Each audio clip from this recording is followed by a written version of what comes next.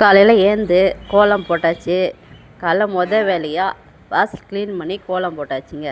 அடுத்தது குளிச்சுட்டு சாப்பிட்டு நம்ம கடைக்கு போகலாம். கூட்டுரோடுங்க, கூட்டுரோடு எங்கள் ஊர் கடை தெருவை காட்டுறேன் வாங்க.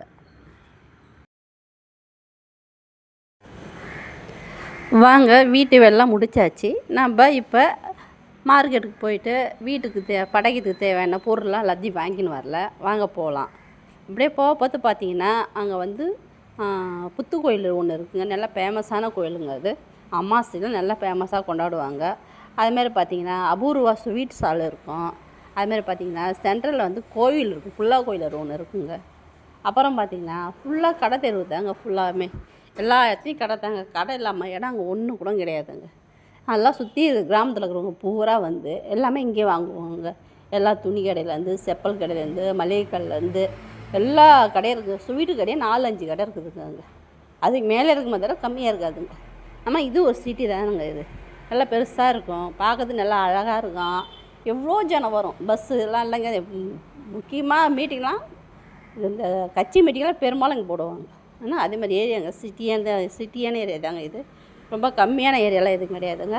ஆனால் பார்க்கறதுக்கு ஆசையாக இருக்கும். பொழுது போனால் ஜேன்னு இருக்குங்க ஜனங்க.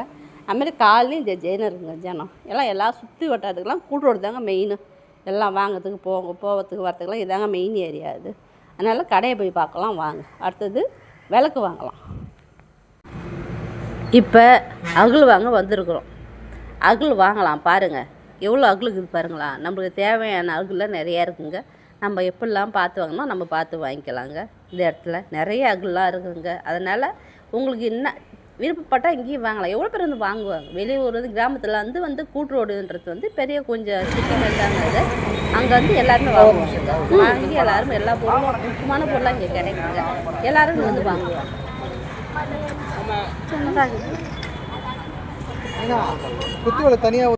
அடுத்தது வாழை இலை வாங்கலாம். வாங்க போய் பார்க்கலாம். வாழை இலை வாங்கிறதுக்கு வழி கொஞ்சம் நாஸ்தியாக தாங்க இருக்கும். ஏன்னா அங்கே இடம் கொஞ்சம் நீட்டாக இருக்கும்னு சொல்ல முடியாது.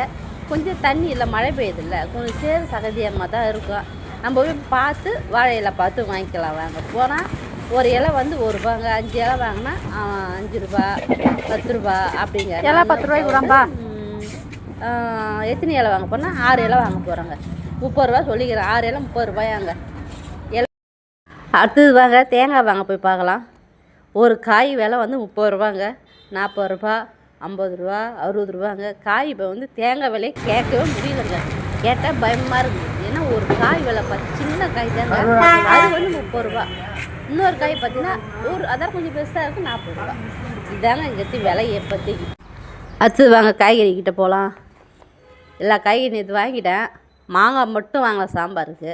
அதுக்காக மாங்காய் வாங்க மட்டும் தாங்க போகிறேன். நான் போய் மாங்காய் மட்டும் வாங்கிக்கின்னு நம்ம வந்துடலாம் வாங்க.